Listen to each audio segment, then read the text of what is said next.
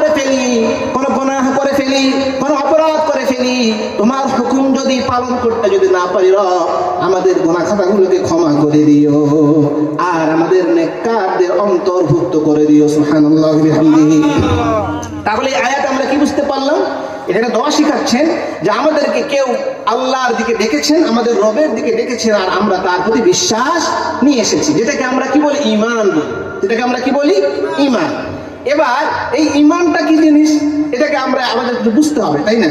আমার ভাইয়েরা, আপনারা বলেন তো একটা কথা, সত্য করে বলেন, জীবনে কোনোদিন নিজে চেষ্টা করেছেন যে ভাই ঈমানটা তো শুনে আসি, ঈমান আনো, ঈমান আনো, তো ঈমানটা কি একটু শিখি, একটু বুঝি, এইরকম প্রচেষ্টা কেউ করেছেন কি? সত্য কথা বলেন, কেউ করেছেন? অনেক বক্তব্য শুনেছেন, শোনার চেষ্টা করেছেন, কিন্তু অ্যাকচুয়ালি ঈমানটা কি এর প্রয়াস কেউ করেছেন কি? একটু হা না বলেন, করেছেন কি? করিনি। আচ্ছা, যদি প্রয়াস না করি, যদি না জানি, তাহলে কি বোঝা যায়? জানা যায়? তাহলে কি বোঝা যায়? জানা যায়? জানা যায় না। আমি আরেকটা আয়াত আমার মনে পড়ছে, আমি একটু আয়াতটা বলি অল্প করে, সময় যদিও সংকীর্ণ তবু একটু বলার প্রয়াস করি। কোরআনে কারিমের প্রথম আয়াত জানেন? প্রথম যে আয়াত অবতীর্ণ হয়, জানা আছে? জানা আছে কারো ভাই? আমি বললে সবারই মনে পড়বে, সবাই শুনেছেন।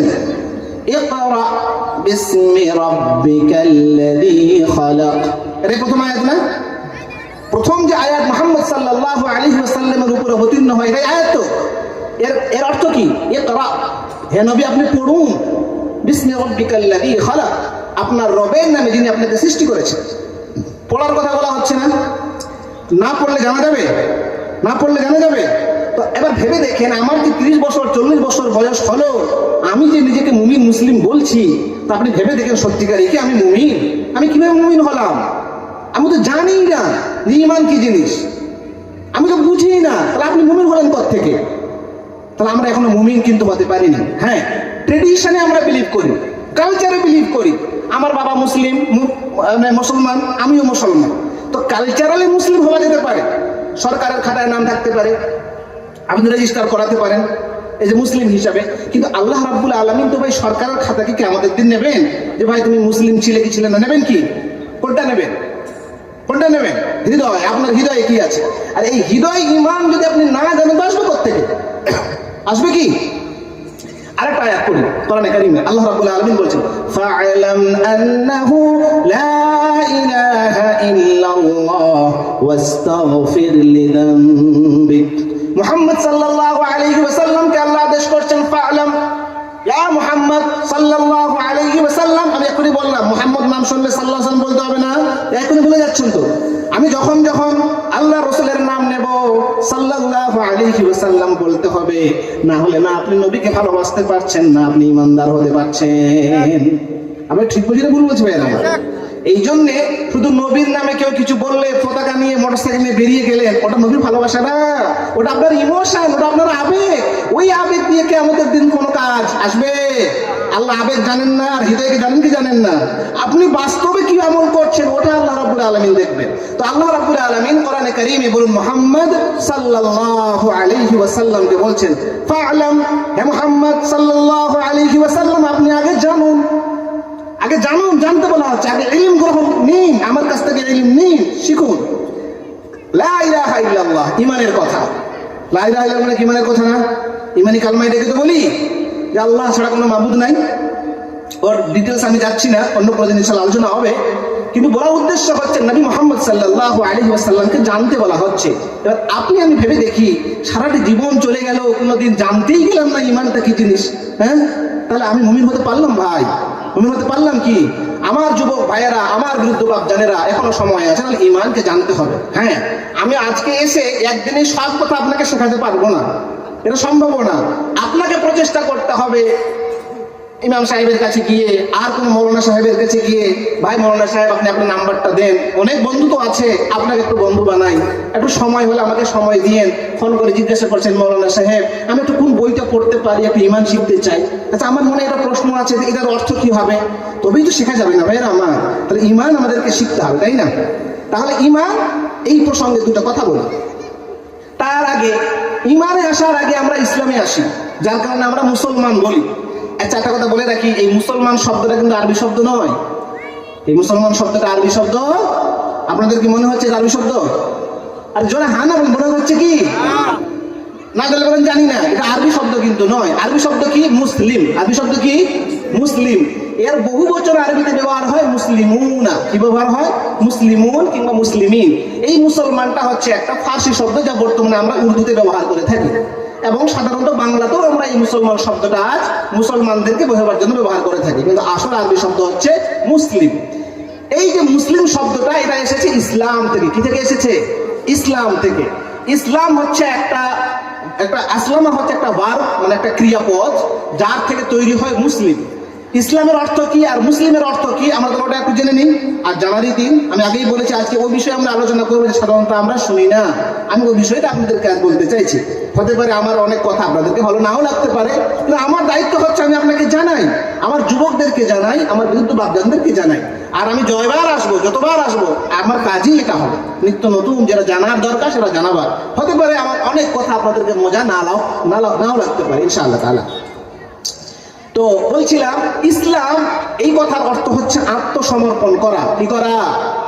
আত্মসমর্পণ। নিজের আত্মাকে, নিজের ইচ্ছাকে, নিজের আকাঙ্ক্ষাকে সঁপে দেওয়া, দিয়ে দেওয়া।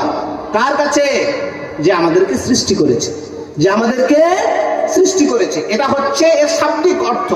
তার মানে হচ্ছে পৃথিবীতে যারাই, যে সৃষ্টি তার ইচ্ছাকে, তার আকাঙ্ক্ষাকে তার স্রষ্টার সামনে সঁপে দিয়েছে, সে হচ্ছে মুসলিম। বুঝাতে পারলাম ভাইয়েরা আমার?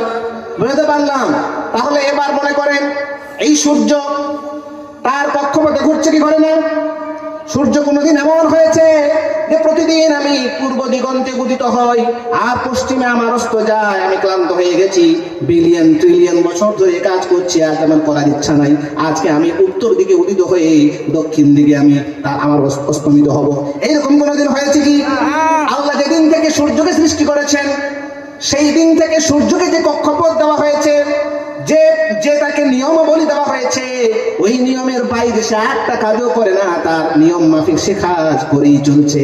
তাহলে ওই সৃষ্টিটাও তা আল্লাহ, তার স্রষ্টার নিয়মের সামনে মাথা নত করেছে, সমর্পণ করেছে। এই জন্য সূর্য হচ্ছে তার স্রষ্টার কাছে মুসলিম। চন্দ্র এমনটা হয়েছে, 15 দিন পরেই চন্দ্র হারিয়ে গেছে। এমনটা হয়েছে কি? হয় নাই। আচ্ছা বলেন তো, আমাদের বাড়িতে গরু থাকে, ছাগ থাকে, ছাগি থাকে, হাঁস থাকে, মুরগি থাকে।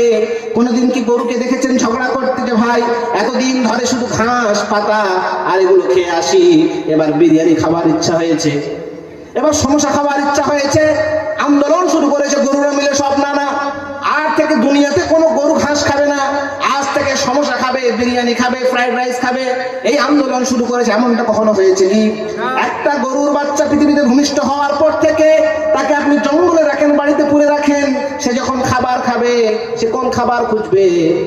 সে ঘাস পাতা, ভাত, এই ধরনের খাবার খুঁজবে। ফ্যাট জাতীয় খাবার খাবে না, বেশি প্রোটিন জাতীয় খাবার খুঁজবে না। এই যে নিয়ম আল্লাহ রাব্বুল আলামিন দিয়েছেন তাকে, ওই নিয়ম মাফিকই সে তার জীবন যাপন করছে কি করে না ভাইরা আমার? তাহলে এই দিক থেকে সেও তার স্রষ্টার কাছে আত্মসমর্পণ করেছে।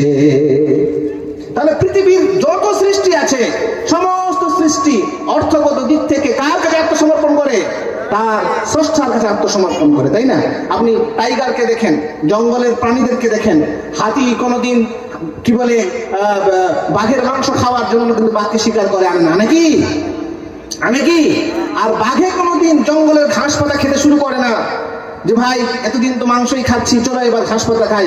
এমনটা কিন্তু হয় না। যে নিয়ম, যে পদ্ধতি আল্লাহ রাব্বুল আলামিন তাদের মধ্যে ফিট করেছেন, সেই নিয়ম মাফিকই তারা জীবন যাপন করছে। আল্লাহর সাথে বিদ্রোহ, তার স্রষ্টার বিরুদ্ধে বিদ্রোহ করছে কি?